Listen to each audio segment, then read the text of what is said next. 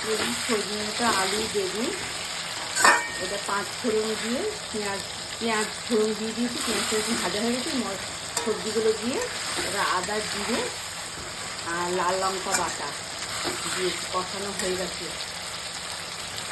ভালো করে কষানো হয়ে গেছে। এবারে দিচ্ছি একটু গরম জল।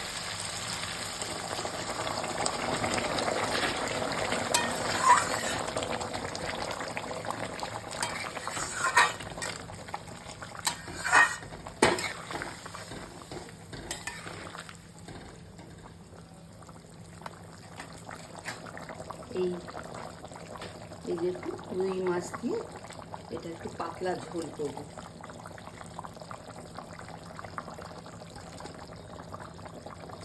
মাছগুলোকে ভেজে নিয়েছি, বেশি ডিপ ফ্রাই করিনি, দেখুন নরম নরম আছে এই যে, তবে খেতে ভালো লাগবে।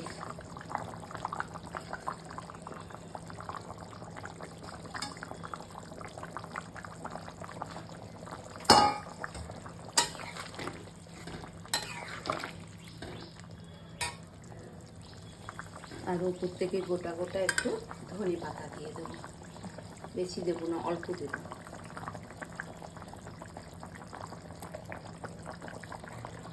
ওই আদা জিরে বাটাটাই টেস্ট বাড়াবে।